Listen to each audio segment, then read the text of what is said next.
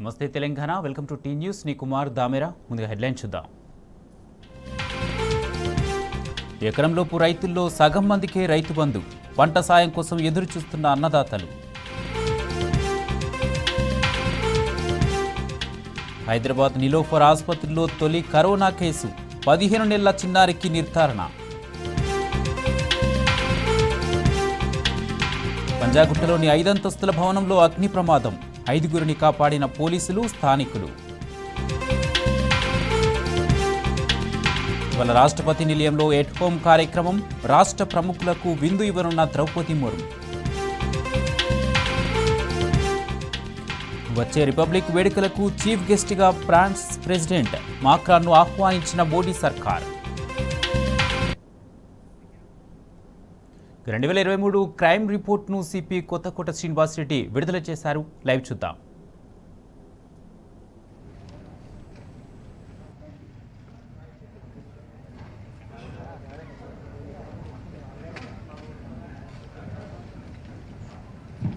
దయచేసి అందరూ settle down, please be seated. So we have a lot of time. So this event will be followed by lunch where we'll again interact. It's our privilege to have lunch with you. So please settle down and మీరు కూడా అక్కడ ఉన్న వాళ్ళు కూర్చోమనండి అందరు. So నేను start చేస్తాను. 2023 సంవత్సరం మనం ముగింపు దశలో ఉన్నాం. సిటీ పోలీస్కి చాలా ఒక మంచి సంవత్సరంగా అనేక అంశాల్లో మనం చెప్పుకోవచ్చు. మొదటగా అన్ని ఫెస్టివల్స్ కానీ ఆల్ మేజర్ ఈవెంట్స్ సిటీలో ఏవైతే జరుగుతాయో అవన్నీ చాలా పీస్ఫుల్గా కమ్యూనల్ హార్మనీ అనేది వెళ్ళి విరుస్తూ జరుపుకోవడం జరిగింది. ఈ సంవత్సరం మీకు తెలుసు ఎలక్షన్స్ కూడా జరిగినాయి తెలంగాణ అసెంబ్లీకి. సో ఆ ఎలక్షన్స్ కూడా చాలా పీస్ఫుల్గా డెమోక్రటిక్ ప్రాసెస్ని అంతా ఎన్ష్యూర్ చేస్తూ ప్రజలు స్వేచ్ఛగా నిర్భయంగా ఓటు వేసుకునే విధంగా సిటీ పోలీస్ చాలా శ్రమించారు. అది కాకుండా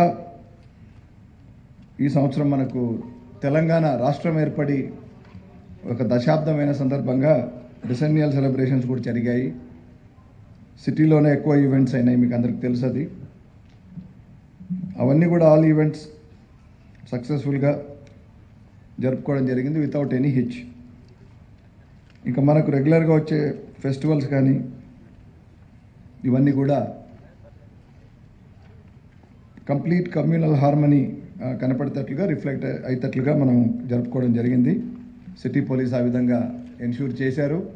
సిటీ పోలీస్కి పీస్ కమిటీస్ ఇంకా అనేక సంస్థలు అట్లాగే మీడియా అందరూ కూడా సహకరించారు, ప్రజలు కూడా సహకరించారు.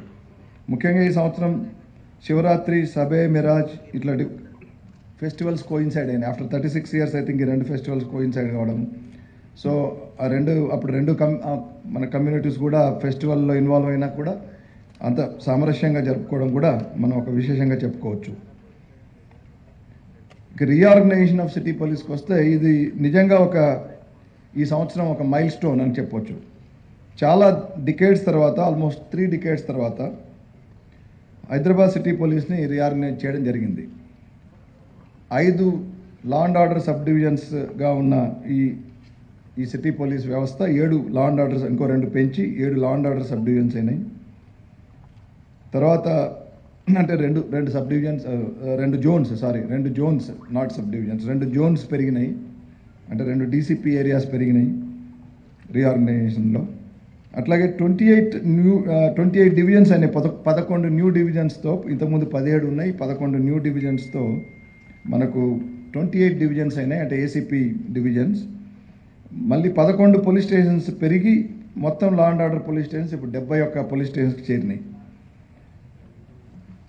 In the same breath traffic పోలీస్లో కూడా మనకు ట్రాఫిక్ జోన్ 2 నుంచి 3 అయినాయి. ఇంకొక జోన్ మనం పెంచుకున్నాము, ట్రాఫిక్ DCP 3. అట్లాగే పోలీస్ స్టేషన్ ఒకటి పెంచుకొని 7కు చేరినాయి సంఖ్య. Traffic divisions. పోలీస్ స్టేషన్ 13 పెరిగి 13 పెరిగినాయి ట్రాఫిక్ పోలీస్ స్టేషన్. అంటే లా అండ్ ఆర్డర్ కంటే కూడా మనకు ట్రాఫిక్ పోలీస్ స్టేషన్స్ ఎక్కువ పెరిగినాయి. పెరుగుతున్న జనాభా, పెరుగుతున్న వాహన సంఖ్యల వల్ల కూడా ఇది అవసరమైంది. ఇప్పుడు మొత్తం ఈ 13 కొత్త వాటితో కలిపి 31, అంటే ఇంతకుముందు 18 ఉంటే ఇప్పుడు మనకు 31 ట్రాఫిక్ పోలీస్ స్టేషన్స్ మనకు సిటీలో ఉన్నాయి. ఉమెన్ పోలీస్ స్టేషన్స్ కూడా రెండు మాత్రమే ఉన్నాయి గతంలో. అయితే ఇప్పుడు ఒక్కొక్క లా అండ్ ఆర్డర్ డివిజన్కి ఒకటి ఉండాలన్న ఉద్దేశంతో 7 లా అండ్ ఆర్డర్ డివిజన్లోనూ ప్రతి డివిజన్లో ఒకటి చొప్పున 7 అయినాయి. అంటే కొత్తగా 5 ఉమెన్ పోలీస్ స్టేషన్స్ ఉన్నాయి. అంటే ప్రభుత్వం వారు ట్రాఫిక్ కానీ, అంటే దైనందిక సమస్య అయిన ట్రాఫిక్ కానీ, అట్లాగే ఉమెన్ సేఫ్టీకి కానీ ఇస్తున్న ప్రాముఖ్యతకు ఇది నిదర్శనము. అట్లాగే పోలీస్ డిపార్ట్మెంట్ కూడా దీనికి ఈ ప్రాముఖ్యత ఇస్తూ ప్రభుత్వం వారిని కన్విన్స్ చేసి ఈ పోలీస్ స్టేషన్ తెచ్చుకోవడము ఒక విశేషంగా మీరు గమనించవచ్చు. మరి ఒక ముఖ్య అంశం ఏంటంటే స్పెషల్ వింగ్స్. మొట్టమొదటిసారిగా, బహుశా దేశంలోనే మొట్టమొదటిసారిగా సైబర్ క్రైమ్ సంబంధించిన special wings, cyber security bureau అన్నది అది సెంట్రల్ లెవెల్లో ఉంది, కానీ బట్ స్టేట్ లెవెల్లో మనమే బహుశా దానికి ఆద్యులంగా అని చెప్పుకోవచ్చు. అట్లాగే narcotics, Telangana state anti narcotics bureau, women సేఫ్టీకి సంబంధించిన వింగ్స్, సైబర్ క్రైమ్స్ ఆల్రెడీ చెప్పండి, టాస్క్ ఫోర్స్ కూడా అడిషనల్గా తెచ్చుకున్నాము. సెక్రటేరియట్ సెక్యూరిటీ, ఇవన్నీ కూడా సిటీ పోలీస్ పరిధి కిందికి వచ్చి, అండ్ తర్వాత ఇది narcotic enforcement wings, Hyderabad city narcotic enforcement wing కూడా ఒకటి ఏర్పరచుకున్నాం. Citizen friendly and community engagement పాలసీలో భాగంగా హైదరాబాద్ సిటీ సెక్యూరిటీ కౌన్సిల్ అనే స్టేక్ హోల్డర్ ఉన్నారు, మీకు తెలుసు. అది కొన్ని సంవత్సరాల క్రితం దాన్ని ఏర్పరచడం జరిగింది. అట్లాగే మిగతా స్టేక్ హోల్డర్స్తో కూడా కలిపి Hyderabad annual cyber security knowledge summit అనేది ఒకటి ఆర్గనైజ్ చేయడం జరిగింది. సో ఇందులో ఈ సైబర్ సెక్యూరిటీ గురించిన అంశాలపైన ఎక్స్పర్ట్స్ని కూడా పిలిచి మాట్లాడించి అవగాహన కల్పించడం, పోలీస్కి మా శాఖకు కూడా అవగాహన, అట్లాగే కన్సర్న్ స్టేక్ హోల్డర్స్ కూడా అవగాహన కల్పించడము. తర్వాత ఎంపవర్మెంట్ ఆఫ్ ఉమెన్కి సంబంధించిన ఒక స్త్రీ సమ్మిట్ కూడా ఏర్పాటు చేయడం జరిగింది. So this is briefly about how the year went by. Now we'll come to the main aspect of this, the very purpose of this conference, that is about discussion about crime. Friends, 2022 సంవత్సరంతో పోలిస్తే ఈ సంవత్సరము overall crimes 2% పెరిగి ఇప్పుడు 24,821 కేసులు ఈ సిటీలో నమోదైనాయి Hyderabad city పోలీస్లో. అందులో బాడీలీ క్రైమ్ 16% పెరిగితే, మీకు ఈ నంబర్ అందులో ఉంది, అయినా మీరు ఏమైనా స్పెసిఫిక్ అడిగితే నేను చెప్తాను. 2023లో 2,537 బాడీలీ క్రైమ్స్ అయినాయి. 2022లో అది 2,181 ఉంది. మర్డర్స్ తగ్గినాయి, 79 ఉన్నవి 64 అయినాయి. But other grave bodily crimes increase by 39%. అంటే 368 ఉన్నది గత సంవత్సరంలో, ఈ సంవత్సరము ఇప్పటికే 513 అయినాయి. Non-grave bodily crime also increased by 12% from 1813 to 2024. 2024 కేసులు అయినాయి. బాడీలీ క్రైమ్ ఇంక్రీజ్ కావడానికి మనం కారణాలు, ఎలక్షన్స్ కూడా అయినాయి కాబట్టి అందులో కొన్ని కేసెస్ అయినాయి. మీకు అందరికీ తెలుసు, ఈ 324 కేసులు కూడా బాడీలీ క్రైమ్ కిందకి వస్తాయి. So elections, 2 months of election run up and the intense fight has also resulted in an increase of some of these bodily offences. Property, so that is about bodily offences. Property crime koste, it increased by 9% from 3,094 cases in 2022 to 3,361 cases this year. Unfortunately, recovery is also increased, which is a good feature, positive feature, from 61% to 74%, which is 13% improvement in the recovery. And grave property cases low, we had an increase of percentage ఇవ్వలేదు ఇక్కడ, but 179 ఉన్నది 193. I think that's roughly about 18%. Crime against women. మీకు తెలుసు, ఇప్పుడు అంటే technology పెరిగే కొద్దీ, as we go by, the avenues for reporting crime have increased.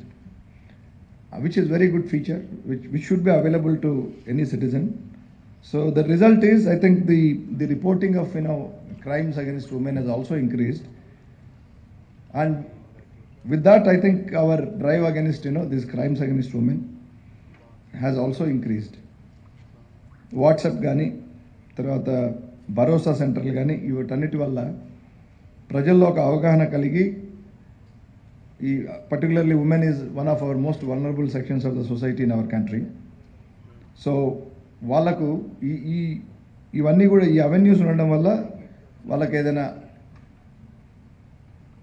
ఇబ్బంది కలిగినప్పుడు కానీ వాళ్ళ పట్ల నేరం చేసినప్పుడు త్వరితగతిని పోలీస్ దగ్గరికి వచ్చి సాయం పొందే విధంగా ఒక అనుకూల పరిస్థితి ఏర్పడింది గత 2 సంవత్సరాలుగా. సో ఓవరాల్గా మనకు 12% పెరిగింది క్రైమ్ అగెన్స్ట్ ఉమెన్. 2022లో 2484 ఉంటే ఈ సంవత్సరం 2775. Dowry deaths remain the same, 15 అప్పుడు 15 ఇప్పుడు 15. సైబర్ క్రైమ్స్ పెరగడానికి కారణం ఏంటంటే ఇంకా unfortunately despite experience and despite police and other forums also citizens being made aware of ఈ గ్రీడ్ ఫర్ ఈజీ మనీ కావచ్చు, తర్వాత అదే ఈ కొన్ని లైక్స్ కొట్టడం, క్లికింగ్ మలీషియస్ లింక్స్ చేసి చాలామంది మోసపోతున్నారు. ఈ సైబర్ ఫ్రాడ్స్లో వాళ్ళు విక్టిమ్స్ అవుతున్నారు.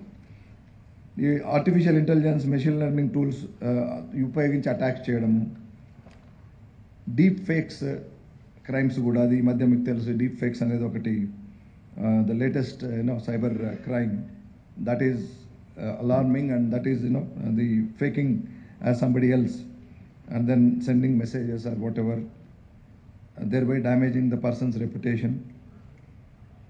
అట్లాగే క్రిప్టోకరెన్సీ ఎక్స్ప్లాయిటేషన్, ఇవన్నీ కూడా మనకు ఇప్పుడు ప్రస్తుతం ఈ ఫీల్డ్లో వస్తున్న కొత్త ట్రెండ్స్, కంటిన్యూ పూర్తిగా కొత్తవి కాకపోయినా కంటిన్యూ అవుతున్న ట్రెండ్స్. సో వీటి మీద మా ఫోకస్ ఉంటుంది.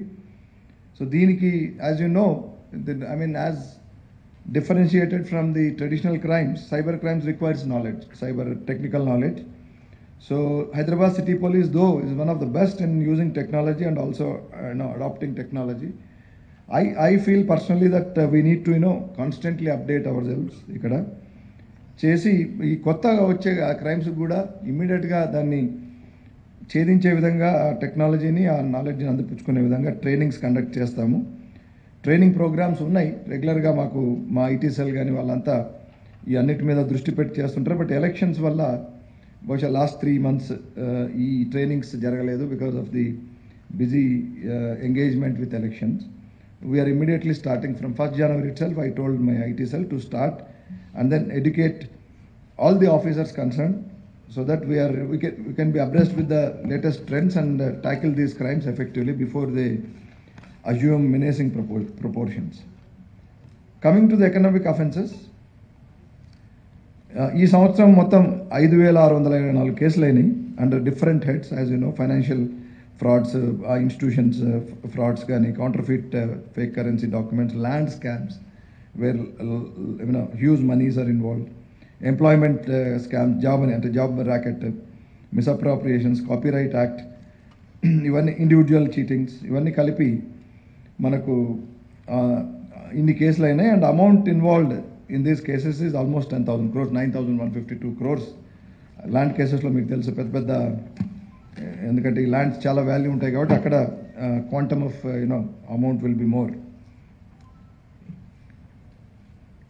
సో దీనికి సంబంధించి ఎకనామిక్ ఫ్రాడ్స్లో strengthening of CCS, the detective department, అది జరిగింది.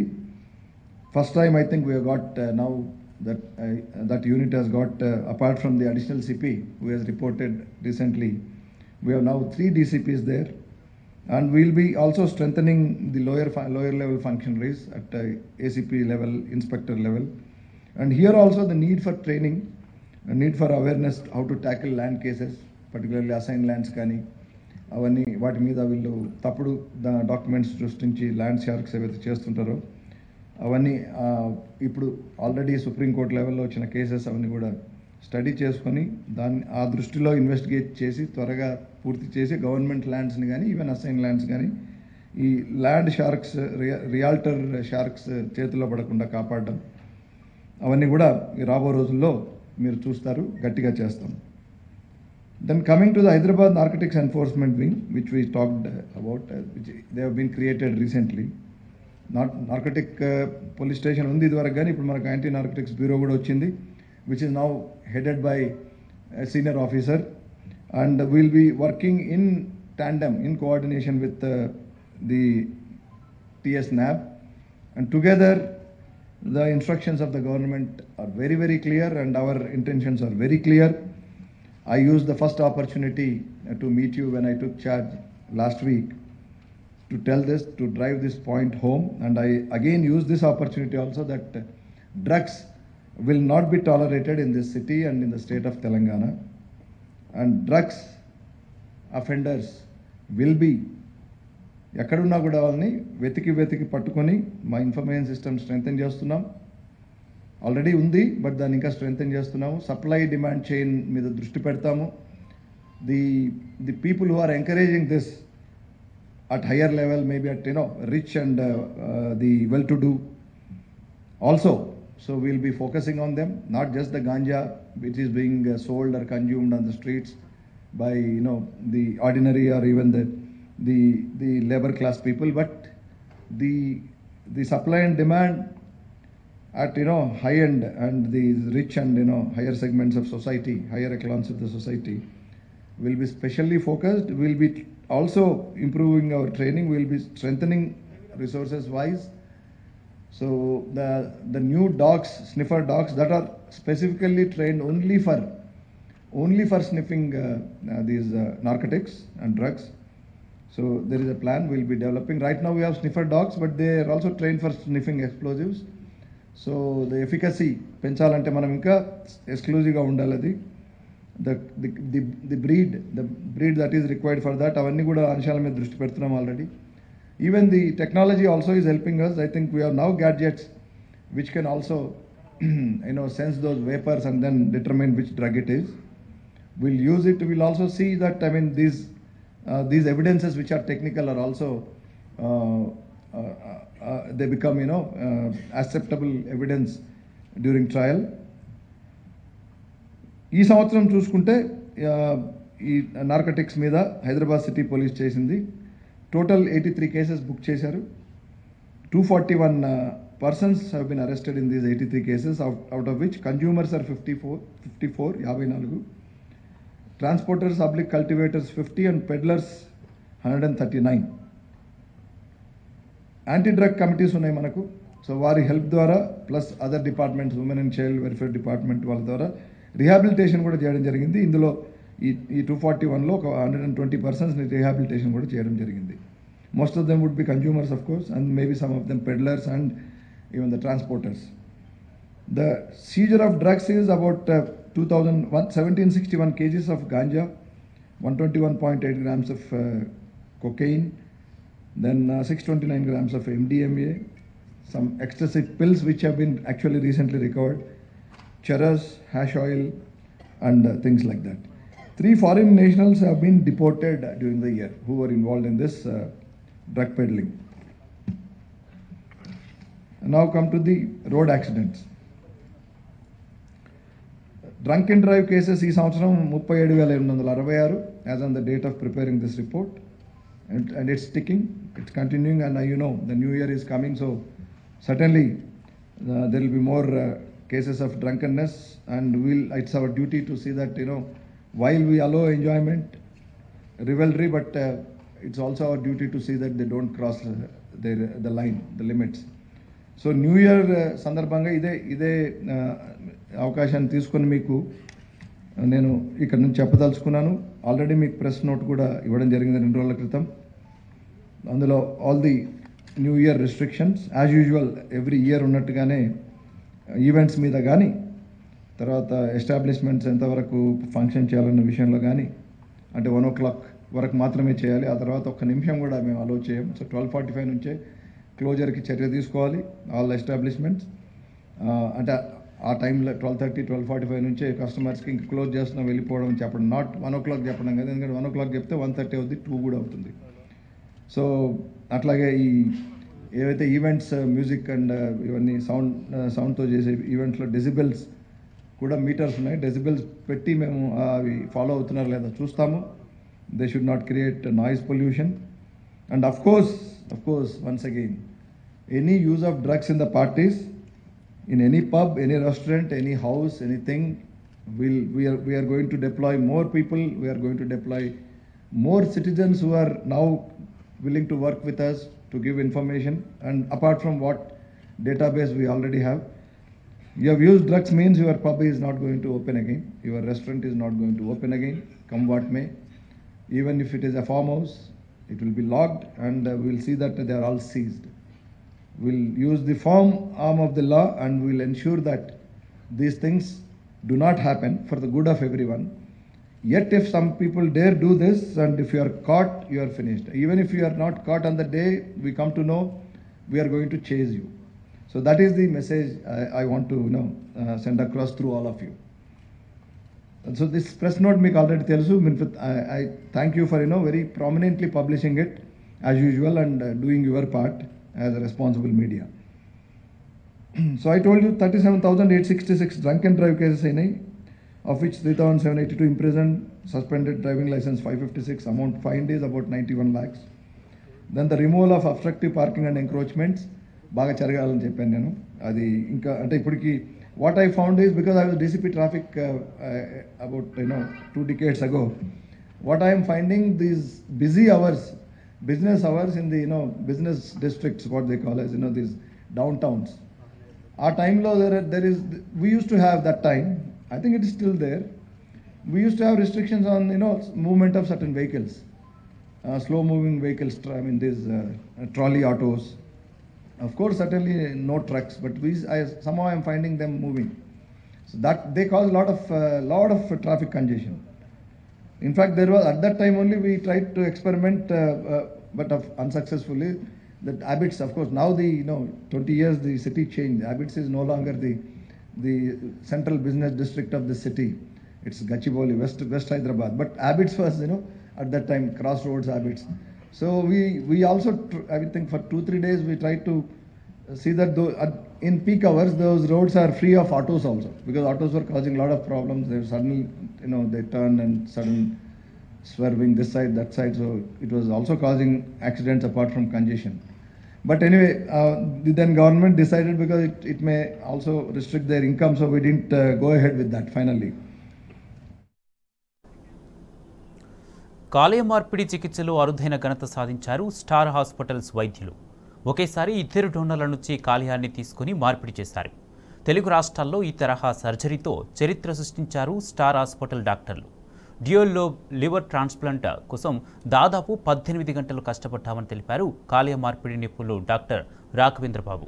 ఈ తరహా డ్యూయల్ లోబ్ లివర్ ట్రాన్స్ప్లాంట్ అతి కొద్ది మందిలో విజయవంతమవుతుందని, దీంతో చాలా శ్రమ కూర్చి సర్జరీ నిర్వహించినట్లు చెప్పారు. ఈ సర్జరీలో పాల్గొన్న వైద్య బృందానికి పేషెంట్ కుటుంబ సభ్యులు ధన్యవాదాలు తెలిపారు. స్టార్ హాస్పిటల్ ఇది ఒక పాజిటివ్ సందేశం వెళ్తుంది. అంటే ఈరోజు మనం ఈ క్లిష్టమైన లివర్ ట్రాన్స్ప్లాంట్ చేయగలిగినాము. ఇక్కడ ఏంటంటే ఆయన బరువుకు అనుగుణంగా ఒక్క డోనార్ అంటే ఒక ఫ్యామిలీ మెంబరు తగినంత లివర్ ఇవ్వలేకపోయారు. సో కనీసం 800 గ్రాముల లివర్ అవసరం అవుతుంది. సో మనకు సింగిల్ డోనార్ అంటే వైఫ్ కానీ బ్రదర్ కానీ ఇండివిజువల్గా ఇవ్వలేని పరిస్థితి ఉన్నప్పుడు మనము 2 డోనార్స్ సగం లివర్ ఇస్తే ఈ ఆపరేషన్ మనం చేయొచ్చు అని ఎప్పుడైతే మాకు తోచిందో, మేము లిటరేచర్ చూసాము, ఇలాంటి ఆపరేషన్ మనం చేయొచ్చు, సక్సెస్ఫుల్గా చేయొచ్చు, చాలా జాగ్రత్తగా చేసి ఆ విధంగా పేషెంట్ ఫ్యామిలీ కూడా అర్థం చేసుకొని మా మీద నమ్మకంతో వాళ్ళు ముందుకు వచ్చారు. మనం ఎలాగైతే ప్లాన్ చేశామో ఆ విధంగా మనం ఆపరేషన్ చేయగలిగినాం. ఎస్, సాధారణమైన ఆపరేషన్ ఎక్కడైతే సింగిల్ డోనార్ డొనేట్ చేసే లివర్ ట్రాన్స్ప్లాంట్ కంటే ఇక్కడ 4-5 గంటలు ఎక్స్ట్రా పడుతుంది, దాదాపు 16-17 గంటలు పడుతుంది. అదంతా మేము మెంటల్గా ఫిజికల్గా ప్రిపేర్ అయ్యి మార్నింగ్ 6 గంటలకే ట్రాన్స్ప్లాంట్ స్టార్ట్ చేసి రాత్రి 1 గంట వరకు మనం ఈ ఆపరేషన్ చేయగలిగినాం. ఇది పూర్తిగా విజయవంతమైంది. రెసిపియంట్ అంటే లివర్ తీసుకున్న వ్యక్తి 2-3 రోజుల్లోనే ఆయన నడిపించగలిగాం. 2 డోనార్స్ రెండో రోజే వాళ్ళు కూడా నడిచారు. అనుకున్నట్టుగా డోనార్స్ 6 రోజులకు డిశ్చార్జ్ అయ్యారు. పేషెంట్ కూడా 13వ రోజు డిశ్చార్జ్ అయ్యారు. చాలా బాగున్నారు. ఇవి ఇప్పటివరకు ఉన్న బులెటిన్ అప్డేట్స్. మరిన్ని అప్డేట్స్ కోసం చూస్తూనే ఉండండి టీ న్యూస్.